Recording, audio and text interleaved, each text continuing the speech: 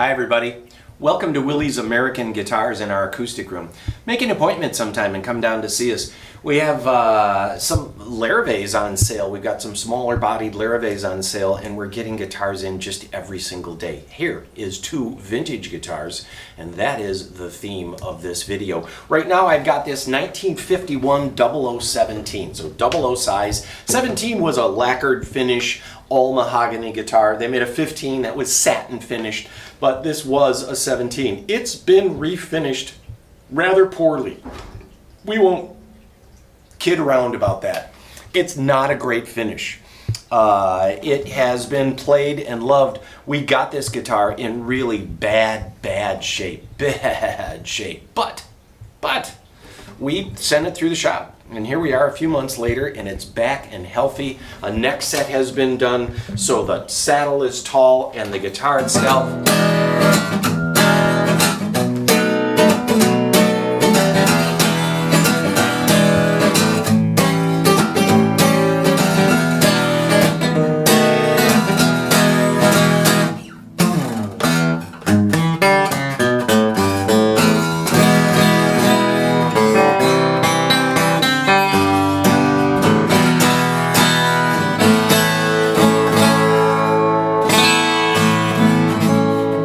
This is a great guitar for doing vocals. It's a great stage instrument. It's this old buddy of yours. You could put a pickup in this. You can drag this around. This is going to make someone very happy. But you have to be able, you're the type of person that goes to a dog pound and buys the ugliest dog because you know it's going to give you the most love, right?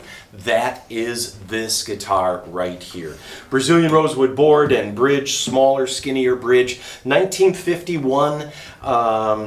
So this guitar has had a lot of cracks and patches, and again, this really poor refinish.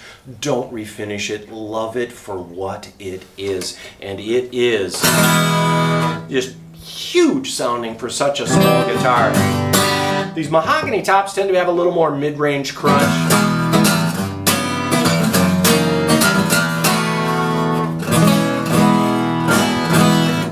A great guitar, and again, Brazilian rosewood, all aged Honduran mahogany. It's all about the wood. Speaking of Brazilian rosewood, we also got this in. This is the second half of our video. This is a 1966 Brazilian D28. In the late 50s, they knew Brazilian rosewood was getting overconsumed. And a lot of people, out of greed, were cutting down Brazilian rosewood trees rather rapidly. By 1965, Brazilian rosewood, Martins made the D35 out of 3 pieces of Brazilian rosewood. By 1965, the first year for the D35 was because they were running out of Brazilian. It was in the stars that the Brazilian government was going to say, no more. All you loggers, out of the pool.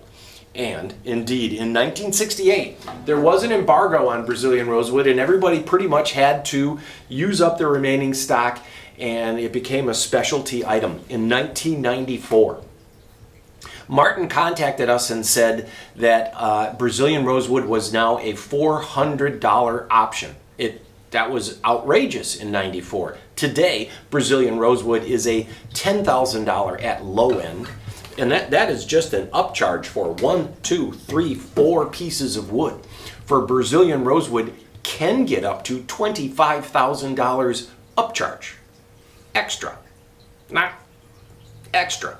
So that is an interesting fact that for guitars, older guitars really seem like bargains these days.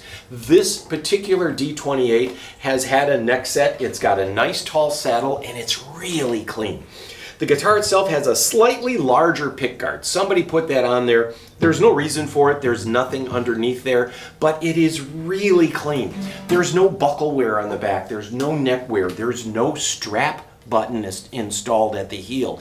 It is a really nice book-matched Brazilian rosewood, original patent pending Grover tuners that came with these guitars in the late 60s, and whoops, come on, bad tag, bad.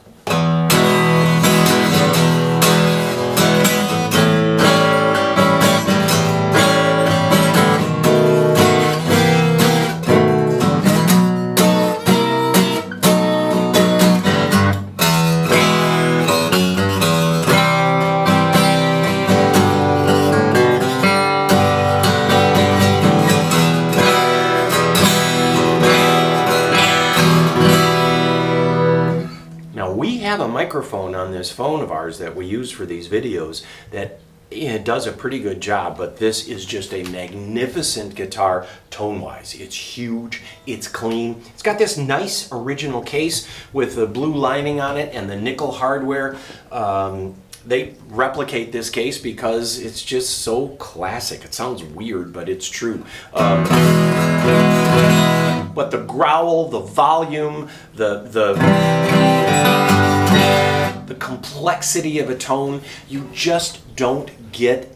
The Brazilian rosewood is really a definitive wood. And if back in the day, every guitar maker used Brazilian rosewood. Dan Electros, the cheap stuff, always had Brazilian rosewood boards.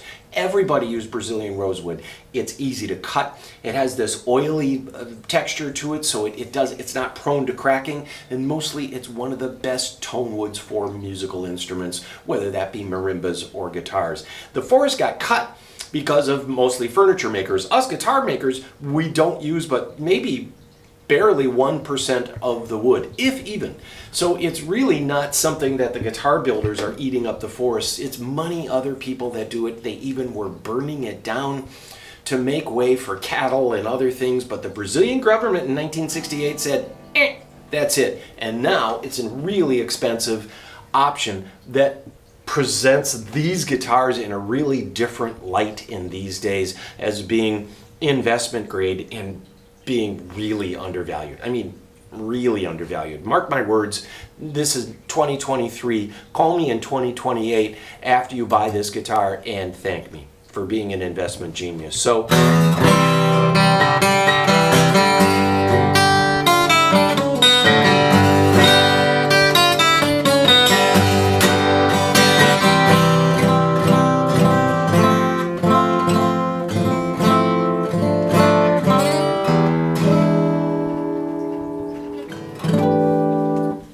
is a great guitar.